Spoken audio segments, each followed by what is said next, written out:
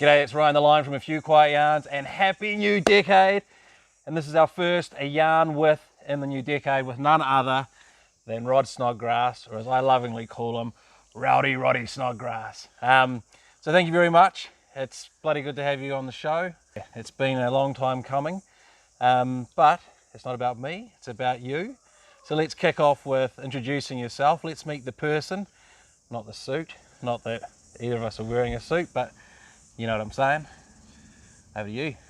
So do I introduce myself at this point, Ryan? You do.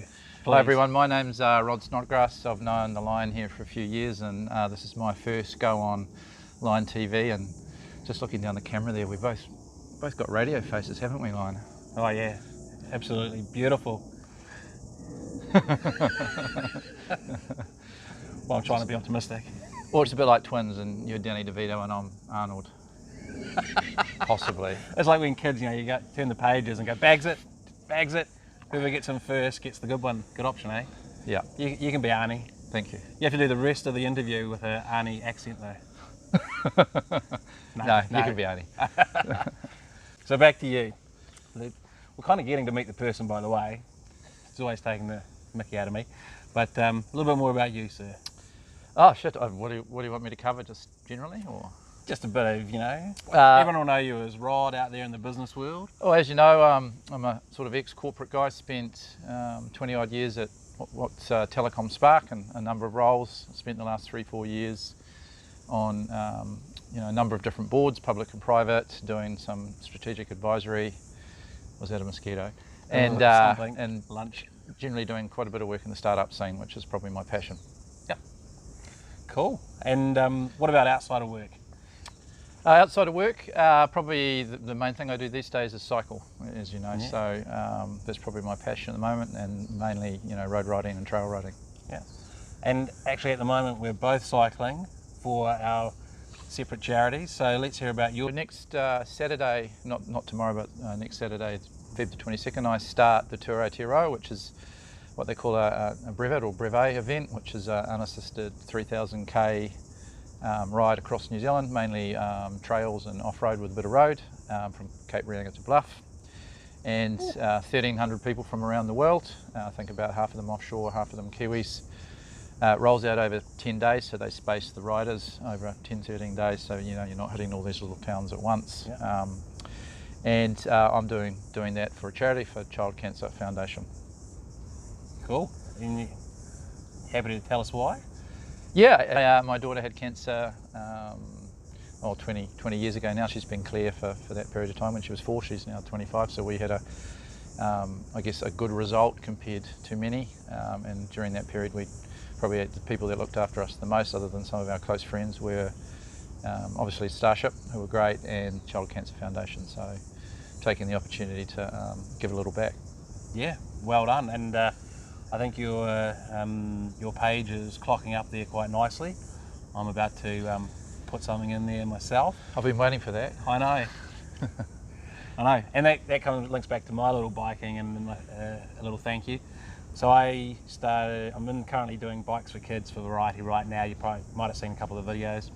And I did it last year. Now Rod was the first donator last year, and he turned around and said, I call them reasonable donations, because that means they're quite generous, and we won't get into numbers and stuff like that. It's not about that, but it was a bloody good donation, and he asked me to wear Lycra. So I did one of the videos where I was pulling on my skins and made it look like I was going to pop out in Lycra, but no one would want to see that, so I had t-shirt and shorts on. But it just set the whole thing off, and we had requests for wigs and this and that, the next thing, and raised a pretty good amount of money and 40 bikes for 40 Kiwi kids that normally wouldn't get a bike. So thank you very much, and you have my full support doing your mission for cancer kids. Just while we're on that, Ryan, isn't it true that you're going to wear a mankini if you can get $1,000 sponsorship on your page? Was that? So the rules were it has to be one payment, and so if I get a syndicate going, that's fine. Yeah. Okay. So AJ Hazelhurst has already tipped in half of that. So we'll take, you know, if it's 3 payments, because you've already put in some. So that's the top half of the mankini. Yeah. And yeah, I will do it for the kids. I'll come and watch. Don't think many will, but yeah, we'll leave it at that. We'll get the donation, then we'll sort it out. I've got one that's just come in where I've got to wear a big yellow wig and yellow tights and stuff like that.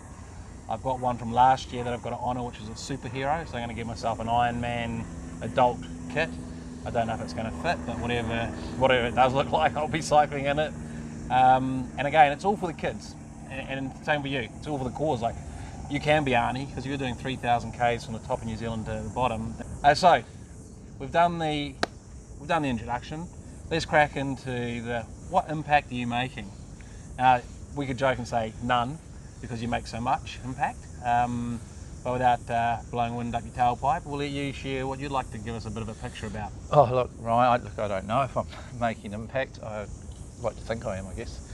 Probably the place where I want to make impact is in the growth ecosystem in New Zealand. I think it's really important that we grow a lot of new young companies who build new business models and new products and services. I think generally the world, many of the old businesses are going to be at risk in this 21st century, and I think we need a lot of new companies to come through, you know, the Xeros, the Vens, lots of smaller ones. Clearly not everyone can be a Xero, to create that growth and that value, and indeed the jobs that I think we're in danger of losing as some of our core sectors such as agriculture and that get impacted by global trends.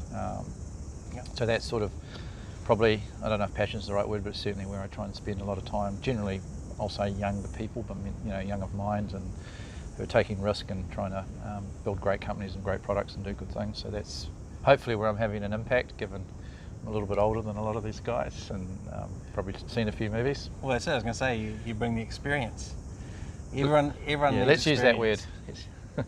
everyone needs that. Like, my analogy that I use, and a lot of people that will be watching this will have heard me say it, who would you rather have in your team? The guy who's the fittest young number 7 and the best first 15 in the country, or Richie McCaw? Now, I'd always go Richie McCaw, so I think you bring that. Now, if I was definitely not Richie McCaw. No, I know. Who wants to be compared to that? That's a bit of a dumb thing to do on my behalf, but that's the analogy I use. Because if you're a young buck out there taking risks, you want some old geezer who's been through the mill a few times to say, that'll never work, been there, done that, go that way. So I think that would be great value to anyone that got the opportunity. And yeah, so you're allowed to talk about any of the companies that you are working with without it being an advert? There's no selling on AFQY? Or you want to leave it there and move on? No, I won't talk about my favourite one, the best one, because we don't like being talked about. But I'll talk about one that I've invested in recently, and we've just gone to market, which I think's a great company. It's a company called Compostic. CEO, founder of that's the young guy, John Reed. And John's passionate about sustainability, and he's sourced a product where we've got basically plant-based clean film. I won't use the other word. For wrapping lunches and what have you, both in a clean film format and also in a resealable bags like sandwich bags. And this product, fully plant-based, no plastics whatsoever. A lot of the stuff you see on the shelves that says compostable is not fully compostable in the true sense of the word.